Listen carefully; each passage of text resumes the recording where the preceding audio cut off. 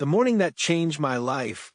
My name is James Carter, and every love story has a beginning. Mine started on an ordinary spring morning in Seattle, Washington, a morning that looked exactly like hundreds before it. The streets were still quiet, the air was cool and fresh, and the first rays of sunlight reflected across the calm waters of Green Lake. I had no plans other than finishing my usual run before heading to work. I never imagined that within the next few minutes, I would meet the woman who would completely change my life forever. At the time, I was 29 years old and worked as a software engineer for a technology company in downtown Seattle. My life was simple and predictable. Every weekday began the same way. I woke up at 5:30, brewed a cup of black coffee, put on my running shoes, and drove to Green Lake Park before the city became busy. Running had become more than just exercise. It was the one place where I could clear my mind. Whenever work became stressful or life felt overwhelming, I knew that a few miles around the lake would help me reset. That Tuesday morning felt completely ordinary. The sky was painted in soft shades of orange and pink as the sun slowly climbed above the trees. A light breeze rippled across the water, and birds sang from every direction. Only a few runners and cyclists were already on the trail. I started my usual pace, enjoying the peaceful silence. About 15 minutes into my run, I noticed a woman jogging several yards ahead of me. She wore a light blue hoodie, black leggings, and bright white running shoes. Her long brown hair was tied into a ponytail that moved gently with every step. She wasn't running fast, but there was something graceful about the way she moved. She looked completely relaxed, almost as if she was enjoying every second of the morning. For some reason, I couldn't look away. As I slowly caught up to her, she turned her head for just a moment. Our eyes met. Instead of looking away like most strangers would, she smiled. It wasn't a polite smile. It was warm, real. Without thinking, I smiled back. "Beautiful morning, isn't it?" she asked while keeping her pace. "It couldn't be any better," I replied. For the next few minutes, we continued running side by side. At first, neither of us spoke much. Surprisingly, the silence wasn't awkward. It felt comfortable. Finally, I gathered enough courage to introduce myself.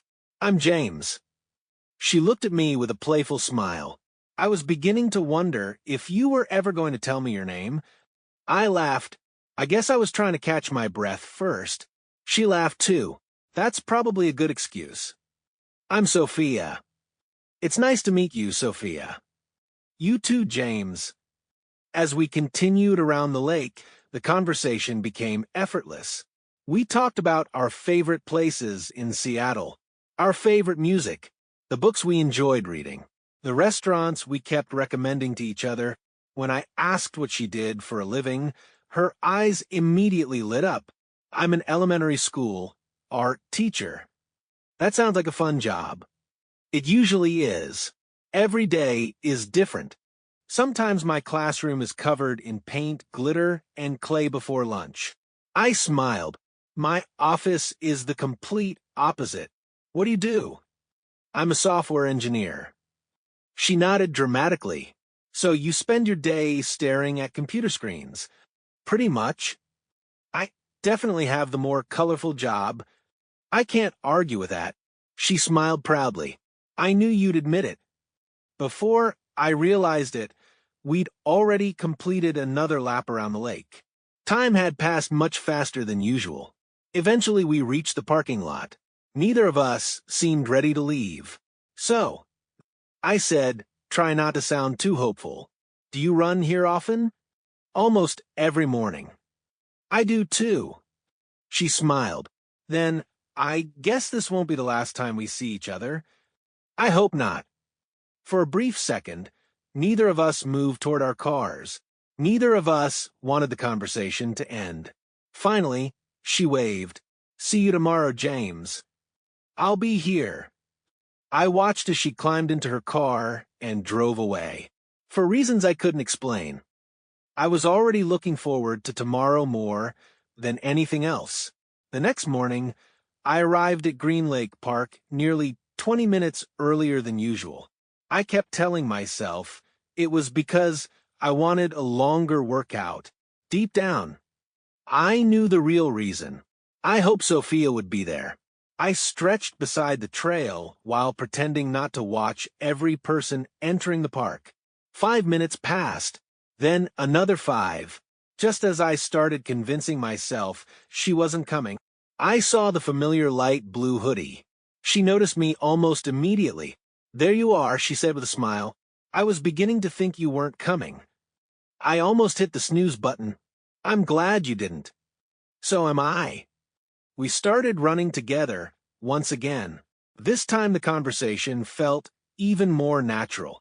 We laughed constantly. It felt like we had known each other for years instead of only one day. When we finished our run, she surprised me. "Would you like to grab some coffee?" I smiled. I was actually hoping you'd ask. "There's a little cafe across the street. Lead the way." The cafe overlooked the lake, and the smell of fresh coffee filled the room. Sophia ordered a caramel latte. I ordered plain black coffee. She looked at my cup and smiled. I knew it. "What? You look exactly like someone who drinks coffee without sugar or cream. Is that a compliment?" "I'm still deciding." I laughed. "So, what else have you figured out about me?" She pretended to study me for a moment. "You're responsible." "Fair. You overthink almost everything." I nodded. "Definitely true." "You care more about people than you let them see." I looked at her, surprised. "How did you know that?" "I can just tell." For a moment, I didn't know what to say. No one had ever understood me that quickly. When we finally left the cafe, Sophia pulled out her phone. "I think we should exchange numbers." "I was hoping you'd say that." She handed me her phone. "Don't make me regret it." "I'll try my best." Over the following weeks, our morning runs became part of something much bigger. Runs turned into breakfasts. Breakfasts became evening walks. Evening walks became dinner dates. Every day, I discovered something new about Sophia. She loved painting sunsets. She collected old vinyl records. She always smiled at strangers. She believed that kindness could change someone's entire day. The more time I spent with her, the more certain I became that meeting her wasn't just luck. It felt like fate. And before I even realized it, I was falling deeply in love with her. By the time May arrived, seeing Sophia had become the best part of my life. Every morning started with a run around Green Lake, and every evening ended with a text message that somehow turned into a 2-hour phone call. We talked about everything: our childhood memories, our dreams, the mistakes we'd made, and the future we hope to build someday. For the first time in years, I felt completely at peace. Sophia had a way of making ordinary moments unforgettable. She didn't need expensive restaurants or extravagant surprises. She could turn a walk through downtown Seattle into an adventure simply by pointing out little things everyone else ignored. One Saturday morning, she stopped in front of a street musician playing the violin near Pike Place Market. "Let's stay for a minute," she said. We ended up standing there for almost half an hour, listening to every song. When the musician finished, Sophia walked over and dropped a $20 bill into his case. "You really love helping people, don't you?" I asked as we continued walking. She smiled. "My dad always told me that kindness costs very little, but can mean everything to someone else." I looked at her for a moment. "You've become the kind of person he would be proud of." She didn't answer right away.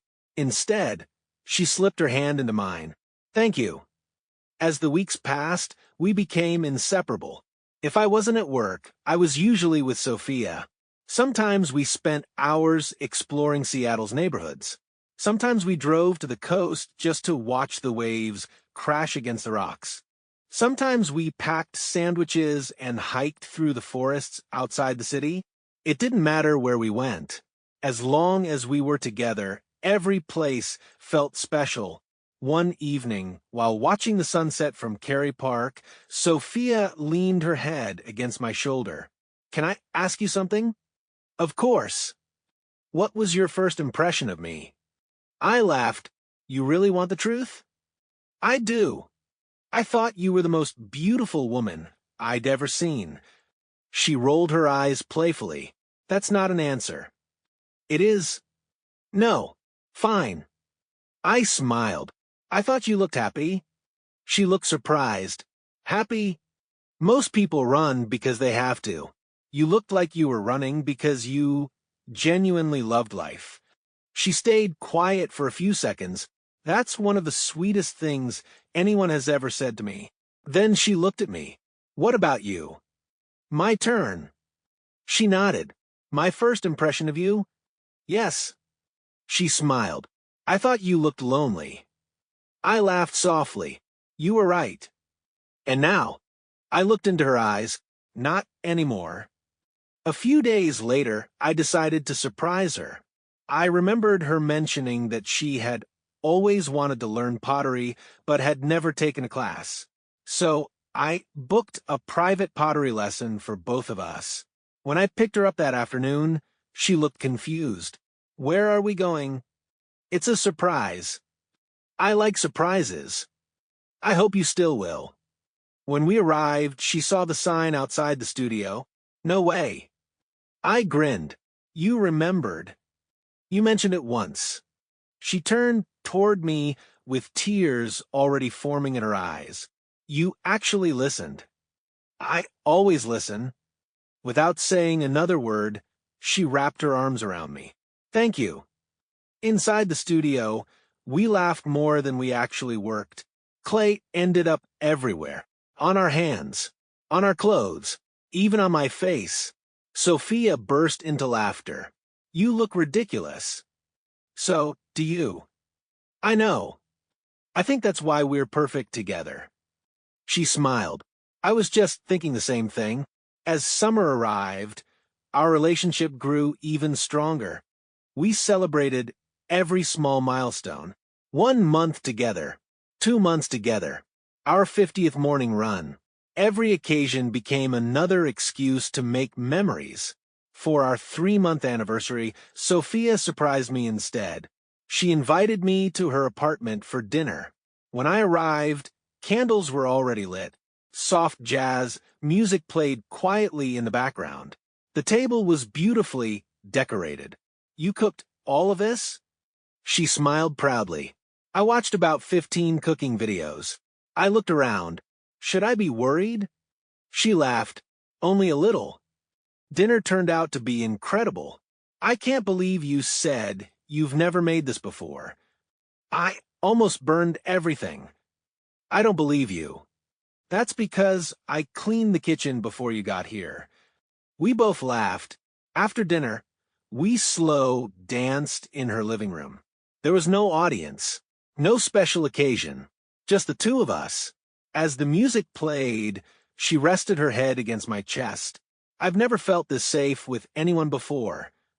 I kissed the top of her head. I'll always do everything I can to protect you. At the time, I had no idea how much those words would soon mean. Over the following weeks, we continued building a beautiful life together. We visited bookstores on rainy afternoons. We tried every coffee shop we could find. We took weekend road trips through Washington State. Every new adventure brought us closer. One afternoon, while walking along Alki Beach, Sophia suddenly stopped. What is it? I asked. She looked out toward the water. I wish time could slow down. Why? Because these are the happiest days of my life. I smiled. They're mine too. She turned toward me. Promise me something. Anything. No matter what happens. She paused. Always tell me the truth. I squeezed her hand. I promise. And I'll promise you the same. Neither of us realized how important that promise would become. A week later, I planned what I thought would be our most romantic date yet. I reserved a table at one of Seattle's finest waterfront restaurants. The sun was beginning to set as we arrived. The sky glowed orange and gold, and the calm water reflected the city lights. Sophia looked absolutely stunning in a dark emerald green dress. "You look incredible," I whispered. She smiled, but this time, something was different. Her smile didn't quite reach her eyes. Throughout dinner, she laughed at my jokes and tried to act like everything was normal. But I noticed her hands trembling slightly whenever she picked up a glass. "Are you okay?" I asked gently. She forced another smile. "I'm fine." I knew she wasn't. After dinner, we walked along the quiet waterfront. Neither of us spoke very much. Finally, she stopped walking. "James." Her voice was barely above a whisper. "I need to tell you something." I felt my heart begin to race. She looked down at the ground, struggling to find the words. Then she slowly looked back into my eyes. Tears were already rolling down her cheeks. "What I'm about to tell you." She took a deep breath. "Might change everything between us." The moment Sophia said those words, it felt as if the world around us had stopped. The sound of the waves disappeared. The conversations from nearby restaurants faded into silence. All I could hear was the pounding of my own heart. I gently took her hands. "They're freezing," I said softly. "Sophia, whatever it is, you don't have to be afraid to tell me." She looked into my eyes, trying to hold back her tears. "I've wanted to tell you for weeks." "Then why didn't you?" "Because," she whispered. "I was terrified." "Terrified of what?" "Of losing you." I shook my head immediately. "You're not going to lose me." She looked away. "You don't know what I'm about to say." "I don't care." "You will." "No," I answered firmly. "Nothing you tell me is going to make me stop loving you." For a long moment, she couldn't speak. Then she closed her eyes and took a deep breath. "James, I have cancer." The words hit me like a freight train. I stared at her, unable to move, unable to breathe, unable to believe what I had just heard. "No." She slowly nodded. "I was diagnosed 4 months before we met. I felt my knees weaken. This can't be real. I wish it wasn't." I wrapped my arms around her without saying another word. She buried her face against my chest and began crying uncontrollably. For several minutes, we simply stood there, holding each other beneath the Seattle night sky. Finally, I managed to ask the question I was almost afraid to hear the answer to. "What kind of cancer?" She looked down. "Ovarian cancer." My heart sank. "When were you going to tell me?" "I wanted to tell you on our first date." "What stopped you?" "I saw the way you looked at me." She wiped another tear from her face. "You looked at me like I was someone worth building a future with." "You are." She shook her head. "I didn't want you to fall in love with someone who might not even be here next year." I immediately reached for her hand. "Don't ever say that. It's the truth." "No, it is. We don't know what's going to happen." She gave me a sad smile. "The doctors already told me." "What did they say?" She hesitated. "They said the cancer has spread." I felt a sharp pain in my chest. "They recommended treatment."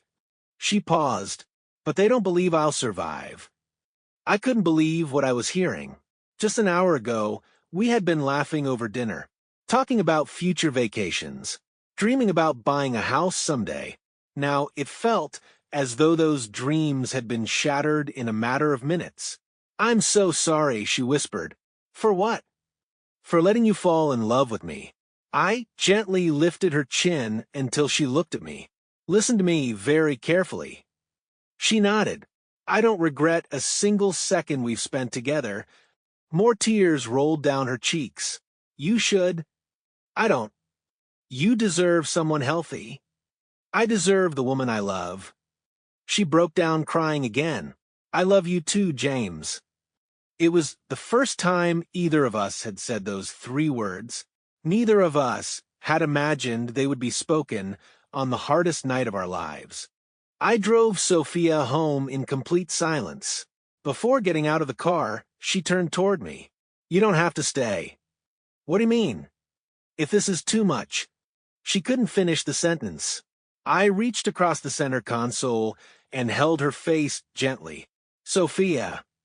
She looked into my eyes. I'm not going anywhere. You don't have to make promises tonight. I'm making one anyway. What promise? No matter what happens. I squeeze her hand. We're going to fight this together. She closed her eyes. I hope you're right. I know I am. Before she went inside, I kissed her forehead. I'll call you tomorrow. You don't have to. I want to. She smiled weakly. Good night. Good night. I waited until she safely entered her apartment before driving away. The moment I walked into my apartment, I completely fell apart. I dropped my keys onto the floor, sat on the couch, and stared at the wall. Everything that had happened kept replaying in my mind. I have cancer. Those 3 words echoed over and over. I barely slept that night. Every time I closed my eyes, I saw Sophia standing beside the water with tears running down her face. The next morning, I didn't go for my usual run. I didn't even go to work. I called in sick and spent the entire day sitting in silence. My phone buzzed several times. Co-workers, my parents, friends. I ignored every call. For the first time in my life, I felt completely helpless. The days that followed were the darkest I had ever experienced. I stopped shaving. I barely ate. I couldn't concentrate on anything. At work, I stared at my computer screen without writing a single line of code. At home, I walked from room to room like a ghost. Every time my phone rang, I hoped it was Sophia telling me the doctors had made a mistake. But that call never came. Instead, we talked every evening. She tried to stay positive. She even joked sometimes, but I could hear the fear hidden behind every smile. 1 week passed. It felt like an entire year. One Friday evening, I was sitting alone in my apartment when someone knocked on my door. I opened it. Standing there was my best friend, Michael Harris. He looked at me for a few seconds. You look terrible. I've had a rough week. I can see that. Without asking permission, Michael walked inside. He looked around at the messy apartment. Empty coffee cups, takeout boxes, closed curtains. You haven't been taking care of yourself. I don't really care. He sat down across from me. Tell me what happened. For the next hour, I told him everything. How I met Sophia. How we fell in love. How she had told me the truth. How every doctor had already given up hope. When I finished, Michael remained silent for a moment. Then he leaned forward. James. What?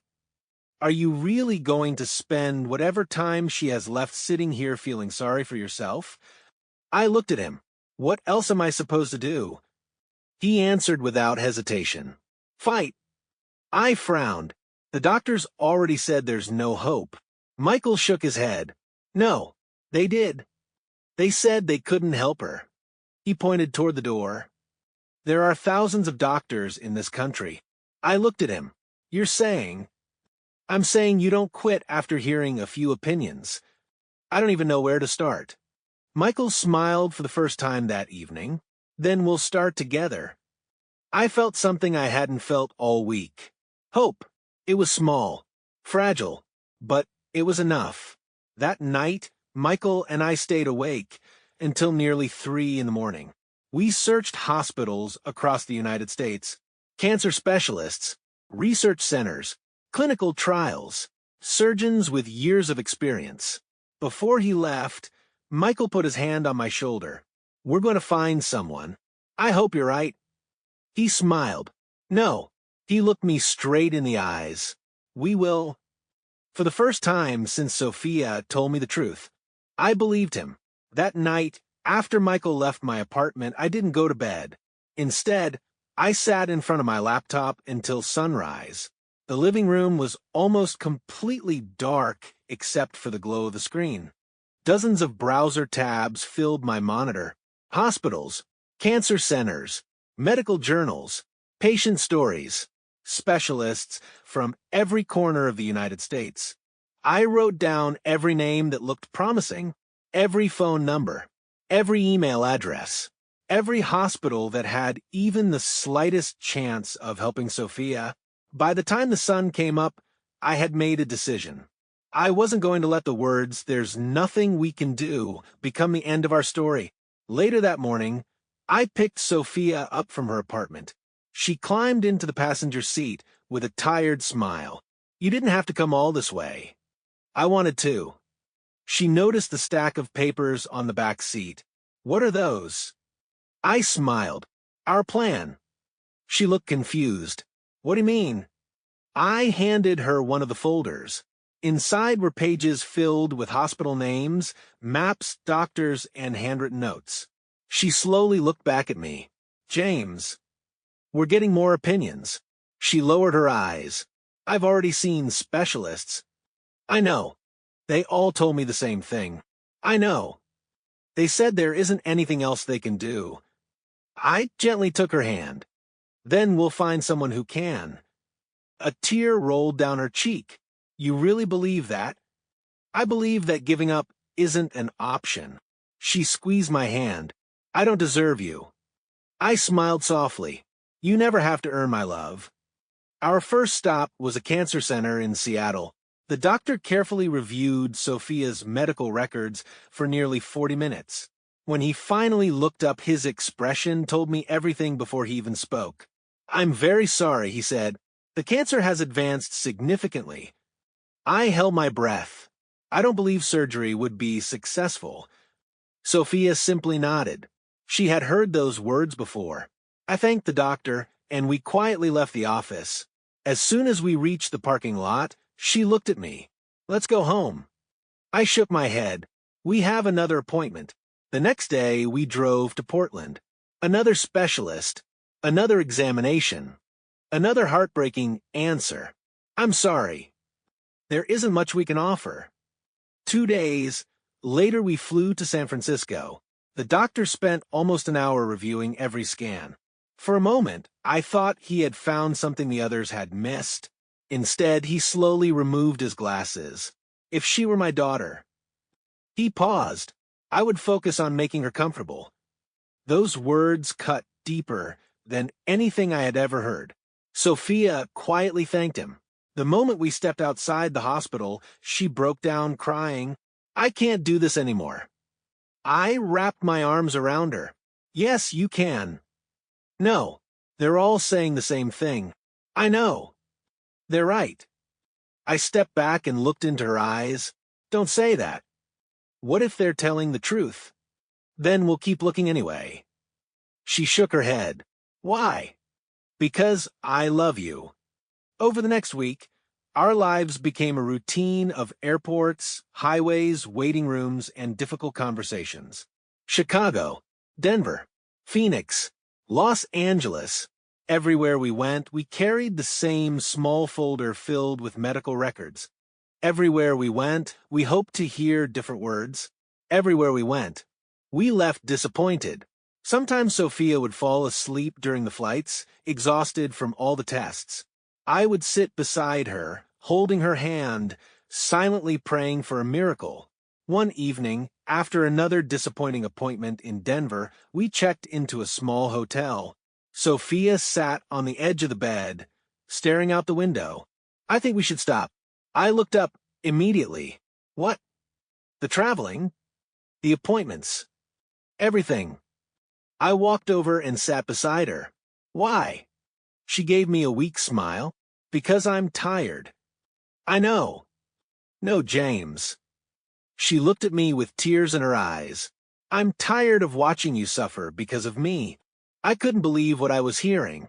"You're not making me suffer." "I am." "No, you haven't smiled in days." "I don't care about smiling." "You barely sleep." "I'll sleep later." "You've spent thousands of dollars." "I'll earn it back." She grabbed both of my hands. "Please, don't waste your life trying to save mine." For several seconds, I couldn't speak. Then I gently wiped away her tears. "Listen to me." She nodded. "The day I met you, my life changed forever." She squeezed my hands. You gave me a reason to believe in love again. Her lips trembled. If I have to spend every dollar I own, if I have to drive across every state in this country, if I have to knock on the door of every hospital in America, I'll do it. She began crying again. Why? Because you're worth fighting for. She leaned into my arms, and we stayed there for a long time without saying a word. The following morning, my phone rang while we were eating breakfast in the hotel lobby. The screen showed Michael's name. I answered immediately. Michael. James, where are you? Denver. I've been making calls all night. My heart started racing. What did you find? I spoke with an old college friend. So, he works at one of the country's leading cancer hospitals. I stood up so quickly that my chair nearly fell over. Keep talking. There's a surgical oncologist there. What's his name? Dr. Daniel Reynolds. I've never heard of him. Most people haven't. Michael's voice sounded more hopeful than it had in days. He specializes in cases that other hospitals refuse. I looked across the table at Sophia. She was watching me, trying to read my expression.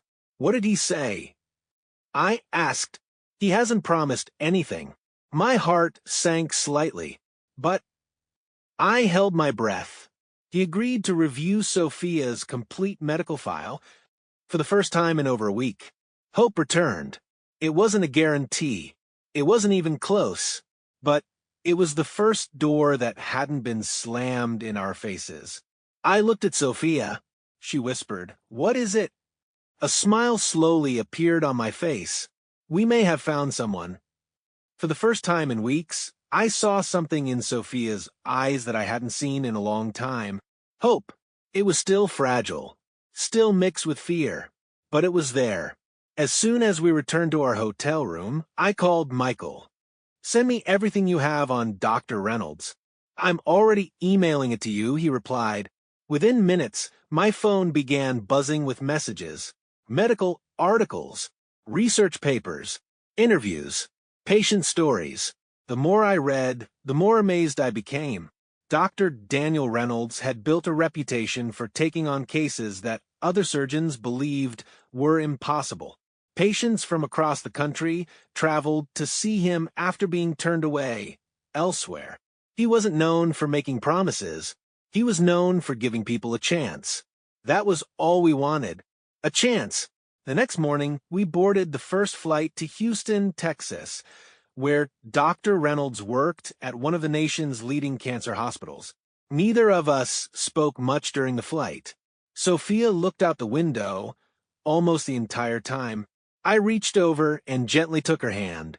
She smiled. You're nervous. I am. So am I. She rested her head on my shoulder. Whatever happens. She whispered, thank you for never giving up on me. I kissed the top of her head. I never will. When we arrived at the hospital, it looked enormous. People filled the waiting rooms. Doctors hurried through the hallways. Families sat together, hoping for good news. Seeing all those faces reminded me that we weren't alone. Every person in that building was fighting a battle. A nurse finally called Sophia's name. We followed her down a long hallway until she opened the door to an examination room.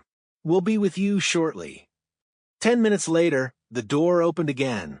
A tall man in his late 50s walked inside. He wore a white coat and thin glasses. Good afternoon. His voice was calm. I'm Dr. Daniel Reynolds. He shook our hands before sitting across from us. I've reviewed every scan, every blood test, and every report from the hospitals you visited. He opened Sophia's file. I understand you've been through a great deal. Sophia nodded quietly. Yes. Dr. Reynolds spent nearly an hour asking questions. He never rushed us. He never interrupted. He wanted to know everything. How long Sophia had been experiencing symptoms. How she had responded to previous treatments. How she felt now. When the conversation finally ended, he leaned back in his chair. The room became silent. I could hear my own heartbeat. Finally, he spoke. I understand why the other hospitals declined surgery. My heart sank. Then he continued. But I looked up immediately. I don't completely agree with their decision. Sophia stared at him in disbelief. What does that mean? He folded his hands together. It means I believe there is still a possibility. For a second, I thought I had imagined those words. A possibility? I repeated. He nodded. Yes. Sophia's eyes instantly filled with tears. Are you saying there's still hope? Dr. Reynolds answered honestly. There's hope, but you need to understand something. He looked directly at both of us. This operation will be extremely difficult. Dr. Reynolds pulled several scans onto a large monitor. He carefully pointed to the affected areas. The tumor is located in a position that makes surgery very complicated. He paused. There is a significant risk. I swallowed hard. How significant? He didn't avoid the question. I estimate the chances of success at around 50%. The room became completely silent. 50%. Half. It wasn't the answer I had dreamed of, but after hearing no chance for so many days, it sounded like a miracle. Sophia looked down at the floor. What happens if the surgery fails? Dr. Reynolds answered gently. There could be serious complications. She nodded slowly. And if it succeeds? He smiled for the first time. Then I believe you could have many more years ahead of you. Neither of us spoke. We simply looked at each other. Dr. Reynolds gave us some privacy to discuss the decision. As soon as the door closed, Sophia began crying. I'm scared. I moved my chair beside hers. So am I? What if I don't wake up? I held both of her hands. Don't think like that. I can't help it. I know. She looked into my eyes. What would you do? If you were me? I didn't hesitate. I'd take the chance. She remained silent. I don't want to lose you. I smiled softly. And I don't want to lose you either. She took a long, shaky breath. Then she nodded. Okay. I squeezed her hands. Okay. She smiled through her tears. Let's do it. When Dr. Reynolds returned, Sophia looked him straight in the eyes. I want the surgery. He smiled warmly. I think that's a brave decision. He explained that the operation would take several hours and would be scheduled for the following Monday. That gave us 3 days to prepare. 3 days. It suddenly felt both far away and terrifyingly close. Those 3 days became some of the most meaningful days of our lives. We didn't spend them thinking about hospitals. Instead, we spent them together. We walked through a nearby botanical garden. We watched the sunset from a quiet park. We talked for hours about everything we still wanted to do. One evening, while sitting beside a peaceful lake, Sophia turned toward me. Can I ask you something? Anything. If... She stopped herself. If something goes wrong. I gently interrupted. It won't. She smiled sadly. Just let me finish. I nodded. If something happens to me. She reached into her purse and handed me a sealed envelope. What's this? A letter. I don't want it. You have to take it. No. Promise me. I looked at the envelope for several long seconds. Finally, I accepted it, but I'm never going to read it. She smiled. I hope you never have to. I slipped it into the inside pocket of my jacket. Then I wrapped my arms around her. Neither of us said another word. We simply watched the sun disappear below the horizon. The night before the operation, neither of us could sleep. Around 2 o'clock in the morning, Sophia quietly climbed out of bed and walked onto the balcony of the hotel room. I joined her a few moments later. The city lights stretched endlessly into the distance. She rested her head against my shoulder. I'm afraid. I kissed her forehead. I know. What if tomorrow is the last time I see you? I gently turned toward her. Tomorrow is the first day of the rest of our lives. She looked at me, trying to believe me, trying to believe tomorrow would come. As we stood there beneath the stars, neither of us knew what the morning would bring. But one thing was certain. We would face it together.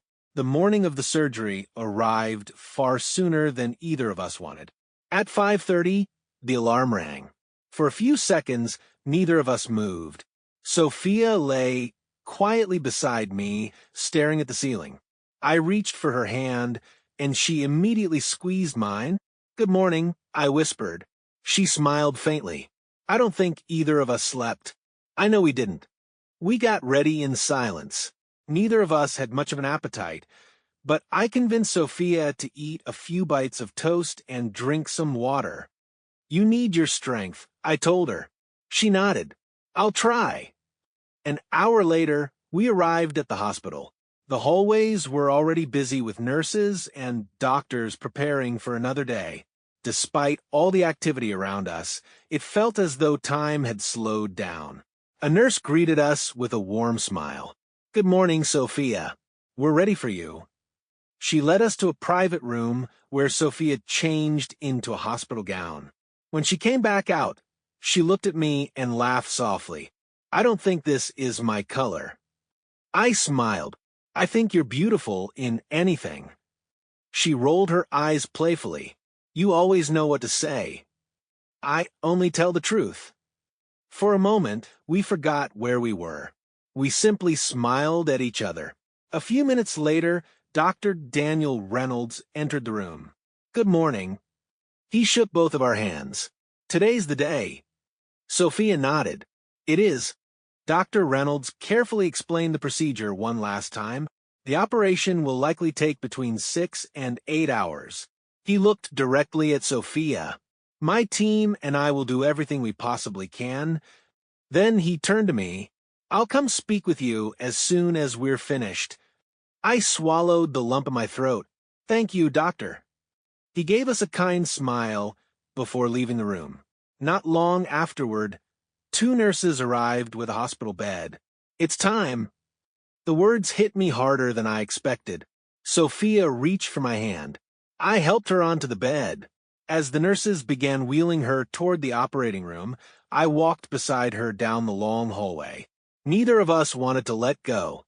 When we finally reached the large double doors marked operating room, one of the nurses stopped. "I'm sorry," she said gently. "This is as far as family can go." I leaned down and kissed Sophia's forehead. She looked into my eyes. "I love you, James." Those words nearly broke me. "I love you, too." She smiled through tears. "Promise me you'll be here when I wake up." I held her hand a little tighter. "I'll be the first face you see." "I'll hold you to that." The nurse slowly guided her through the doors. They closed behind her. And just like that, I was alone. The waiting room felt unbearably quiet. I sat down, stood up, walked to the window, sat down again. Every minute felt like an hour. After about 30 minutes, someone placed a hand on my shoulder. I turned around. It was Michael. "You actually came." He smiled. "You really thought I'd let you go through this alone?" Before I could answer, he pulled me into a hug. "She's going to make it." "I hope so." "No." He looked me straight in the eyes. "She will." For the next several hours, Michael stayed with me. We talked. We prayed. Sometimes we sat in complete silence. Every time the operating room doors opened, my heart skipped a beat. Every time it was someone else's family being called. The waiting continued. After nearly 4 hours, Dr. Reynolds briefly stepped into the waiting room. I jumped to my feet. "Doctor?" He removed his surgical cap. "So far, everything's going according to plan." I let out a breath I didn't realize I'd been holding. "But we're only halfway through." "Is she okay?" "She's stable." "Thank you." He nodded before returning to the operating room. Michael smiled. "That's good news." "It is." But I still couldn't relax. The hardest part wasn't over. Hours continued to pass. 5 hours. 6 hours. Then 7. Every second felt endless. I hadn't eaten all day. I hadn't even noticed. The only thing that mattered was Sophia. Finally, nearly 8 hours after she had entered the operating room, the doors opened again. Dr. Reynolds walked toward us. This time, I couldn't read his expression. My heart pounded so hard I thought it might burst. "Doctor?" He stopped in front of us. For a second, he said nothing. Then, a smile slowly appeared on his face. The surgery was successful. I froze. "I'm sorry." I whispered. "Could you say that again?" He smiled even wider. "The operation was successful." I felt my knees give out. Michael caught my arm before I fell. Tears streamed down my face. "She's alive?" Dr. Reynolds nodded. "Yes." And we were able to remove the entire tumor. I covered my face with both hands. For the first time in weeks, I cried tears of joy. Michael wrapped his arms around me. "I told you." Neither of us could stop smiling. About an hour later, a nurse approached us. "She's awake." I immediately stood. "Can I see her?" "Of course." She led me into the recovery room. Sophia looked exhausted. Her face was pale. There were tubes and monitors surrounding her. But when she saw me, she smiled. A small, beautiful smile. "I kept my promise," I whispered as I walked to her bedside. She looked confused. "What promise?" "I told you I'd be the first face you'd see." A tear rolled down her cheek. "You were." I gently kissed her hand. "How do you feel?" She laughed weakly. "Like I got hit by a truck." I laughed through my tears. "I'll take that." She looked at me carefully. "Did it work?" I couldn't stop smiling. "Yes." She closed her eyes. Another tear slipped down her face. "We did it." I nodded. "No." I whispered. "You did it." The following weeks were filled with recovery. Every day, Sophia grew a little stronger. She took her first steps down the hospital hallway while holding my hand. A few days later, she laughed for the first time since the surgery. By the end of the month, she was walking without assistance. Then came the day we had both been praying for. Dr. Reynolds entered the examination room holding the latest test results. He smiled before saying a single word. "I have good news." Sophia and I looked at each other. The scans show no detectable signs of cancer. For a moment, neither of us moved. Neither of us spoke. Then Sophia burst into tears. I wrapped my arms around her as tightly as I could. She was crying. I was crying. Even Dr. Reynolds smiled. After everything we had been through, those words sounded like the greatest miracle we had ever heard. As we walked out of the hospital hand in hand, I reached into my pocket. There was a small velvet box. I looked at Sophia. She had no idea what was about to happen. She smiled at me. "What are you thinking about?" I smiled back. "Our future." 1 month passed after Sophia left the hospital. Every single day felt like a gift. She was getting stronger with every sunrise. At first, we celebrated the little victories, walking around the neighborhood without stopping, cooking dinner together again, laughing until our stomachs hurt, and finally returning to Green Lake Park, the place where our story had begun. The doctors still wanted to monitor her recovery closely, but every checkup brought the same wonderful news. She was healing. Watching her smile again was the greatest happiness I had ever known. Sometimes I would catch myself simply staring at her. She would laugh. "What? I still can't believe you're here." She walked over, wrapped her arms around me, and rested her head against my chest. "I'm not going anywhere." Those words meant more to me than she could ever imagine. One Saturday morning, I asked Sophia if she wanted to go for a run. She smiled. "You think I'm ready?" "I know you are." We returned to Green Lake Park just after sunrise. The air smelled exactly the way it had on the morning we first met. Birds were singing. The lake was calm. The city was just beginning to wake up. We started jogging slowly. Neither of us cared about speed. We simply enjoyed being together. After one lap around the lake, Sophia stopped. She closed her eyes and took a deep breath. I thought I'd never see this place again. I gently held her hand. But you did. She smiled. Because you never gave up. I shook my head. We never gave up. A few days later, I called Michael. I need your help. He laughed. That usually means you're planning something. I am. What is it? I'm going to ask Sophia to marry me. There was a brief silence. Finally, Michael spoke. It's about time. I want everything to be perfect. It already will be. Over the next week, Michael helped me organize every detail. I bought the ring Sophia had admired months earlier while we were walking past a small jewelry store. At the time, she had smiled and said, "It's beautiful.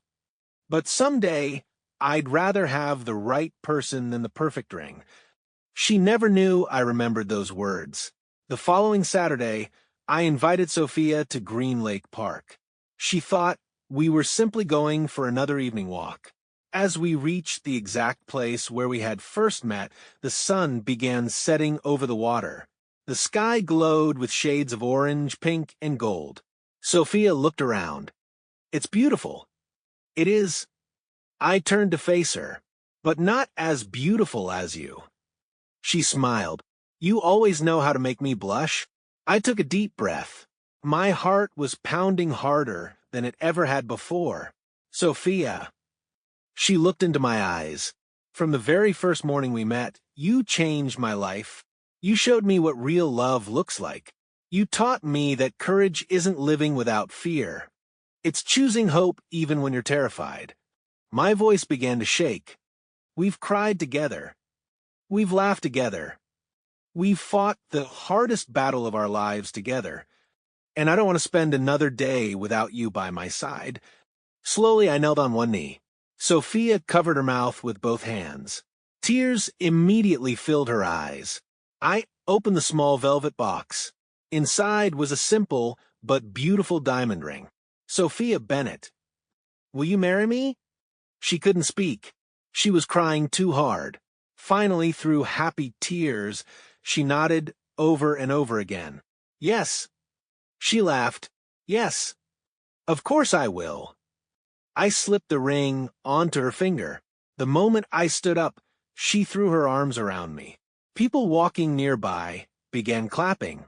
Some even wiped tears from their own eyes. Michael stepped out from behind a nearby tree holding his phone. "I got the whole thing," he shouted. Sophia laughed. "You knew." Michael grinned. "I've known for weeks." She hugged him tightly. "Thank you." He smiled.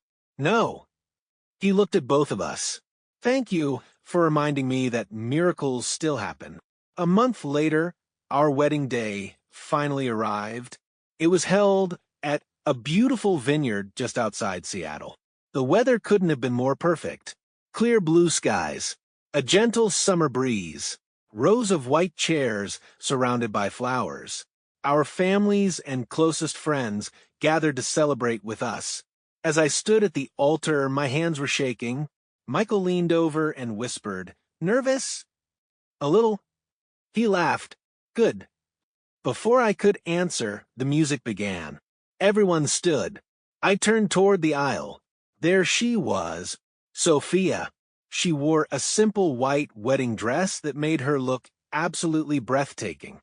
For a moment, I couldn't breathe. She smiled through tears as she slowly walked toward me. When she finally reached my side, she whispered, "You look handsome." I smiled. "I've been waiting to hear you say that all morning." She laughed softly. The ceremony began. When it was time to exchange our vows, I looked into her eyes. "Sophia, a year ago, I thought I had everything figured out. Then I met you. You taught me that love isn't measured by the easy days. It's measured by the days when everything falls apart. And you choose to stay anyway. I promise to stand beside you for the rest of my life. I promise to celebrate every sunrise with you. I promise that no matter what challenges come our way, you'll never face them alone." Sophia wiped away her tears before reading her vows. "James, When I met you, I believed my story was almost over. You gave me hope when I had none. You gave me strength when I wanted to quit. You loved me when I believed no one ever could. I promise to love you with every heartbeat for the rest of my life. The officiant smiled warmly. By the authority vested in me, I now pronounce you husband and wife. You may kiss the bride. As I kissed Sophia, our family and friends erupted into applause. For the first time in a very long time, there were only smiles. Later that evening, as the sun disappeared behind the vineyards, Sophia and I slipped away from the reception for a few quiet minutes. She rested her head on my shoulder. Do you remember the letter I gave you before the surgery? I do. You never opened it, did you? I smiled. I told you I wouldn't. She took the envelope from my jacket pocket. It was still sealed. Without saying a word, she tore it into tiny pieces. The wind carried them away into the evening sky. We don't need goodbye letters anymore, she whispered. I wrapped my arm around her. No, I kissed her forehead. From now on, we only write new chapters. She smiled, slipped her hand into mine, and together we walked back toward our family, our friends, and the celebration waiting for us.